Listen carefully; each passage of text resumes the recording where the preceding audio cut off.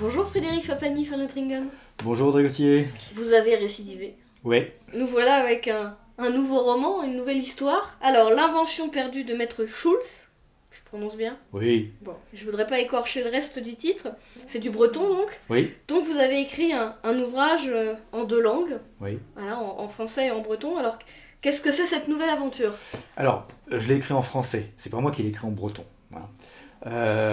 Mais il est effectivement publié en 2 langues. Pour une fois, c'est un peu original. Effectivement, il y a du breton, donc on pourrait dire. Mais, alors que d'habitude, je suis plutôt sur la sphère française, enfin francophone ou germanophone. On peut demander qu'est-ce que je fais en Bretagne.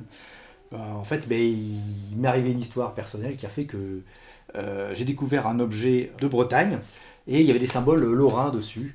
Et donc ça m'a tracassé comment un objet breton peut se retrouver avec des symboles lorrains. Et je me suis parti à la recherche et à la compréhension de l'origine de cet objet. Ça m'a conduit jusqu'en Bretagne. Et donc j'ai ramené cette histoire de là-bas. Voilà. Eh oui. On n'ose pas vous en demander plus parce qu'on se demande... Qu'est-ce qui a pu se passer? Bah oui, si on vous en demande plus, vous allez trop en dévoiler? Oui, ce que je peux dire, c'est que c'est une histoire très personnelle. L'objet, c'est un objet, familial, donc de la femme, de la famille de ma femme, elle est bretonne et moi je suis lorrain. C'est ça la motivation première. C'est un objet qui vraiment fait le lien entre l'Est et l'Ouest, historiquement, dans l'histoire de France même. Et donc je trouvais ça rigolo de raconter. Alors je tourne un peu autour du pot, je vous dis pas vraiment le déroulement de l'histoire, mais je pense que ça pourra passionner du monde de Bretagne ou même de Lorraine, et d'ailleurs aussi. Voilà, c'est particularité de l'histoire du pays. L'histoire de pays d'ailleurs, parce que c'est aussi plusieurs pays. Et on imagine que vous avez mis plein d'amour à décrire le pays breton. Ouais. Bien sûr. Je peux me permettre de vous demander qui sont vos comparses, vos compatriotes un petit peu dans cette aventure? Ah oui, comme je disais, il y a une partie en breton. Donc, alors ils sont d'ailleurs cités dans l'ouvrage.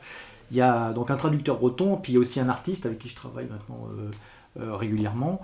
Alors nous avons donc en participation, je ne vais pas écorcher leur nom. Alors nous avons Patrice Marquand. Alors Patrice Marquand, c'est pour tout ce qui est traduction. Alors je ne travaille pas habituellement avec lui.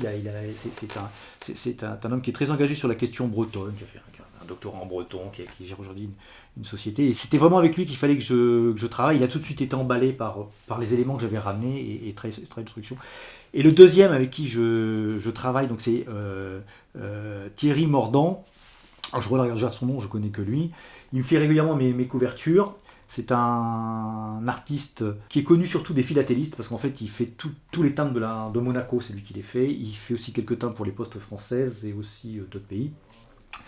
Et donc il a l'habitude de travailler sur des timbres en fait. Et puis il a une galerie, il produit aussi quelques beaux dessins. Et j'avais vraiment envie de travailler avec lui. J'ai travaillé avec lui sur un premier roman Arcachon. Et il avait d'ailleurs fait le timbre pour Arcachon. C'est d'ailleurs pour ça que ça m'avait intéressé. Et donc depuis, je travaille avec lui. Alors l'originalité, c'est qu'à chaque fois, il fait un tableau en fait. Il réalise un tableau à partir de... Alors, je fais un pré-croquis d'une image que j'ai de l'ouvrage. Je lui envoie. Alors je ne suis pas dessinateur. Et à partir de ce croquis, il conçoit un tableau. Et c'est ce tableau après qu'il reproduit sur le livre. Donc en fait... il y a un petit ouvrage qui est fait avec une histoire qui a nécessité un travail de recherche, etc. autour d'un objet. Mais il y a du monde aussi dans cette aventure. Il y a un dessinateur, un traducteur, il y a aussi une correctrice, Perrine Herkel qui traduit. Donc il y a un peu de monde aussi dans cet ouvrage. Voilà l'équipe qui est autour. Voilà. Et alors, votre prochaine aventure? Alors, j'avais une idée précise de ce que je voulais faire. Je voulais faire le 3e volet des aventures d'Augustus, qui est mon héros de roman. Et finalement, j'en avais déjà fait 2, j'allais finir la trilogie, puis finalement je ne me suis pas lancé dans l'écriture parce que j'étais rattrapé par ce projet-là, par cette découverte de cet objet, et donc du coup j'ai pas fini. Alors vais-je finir ma trilogie? Pas sûr. Pas sûr parce que j'ai d'autres, alors peut-être, mais j'ai d'autres envies, j'ai envie d'aller toucher un peu à la science-fiction, donc je réfléchis, je vais peut-être faire une nouvelle ou un roman de science-fiction, voilà. D'accord. Bien, merci Frédéric. Merci Plein de bonnes choses à l'ouvrage et à vous dans sa promotion. Merci beaucoup. Et puis au plaisir de vous lire. Au plaisir de vous retrouver. Merci.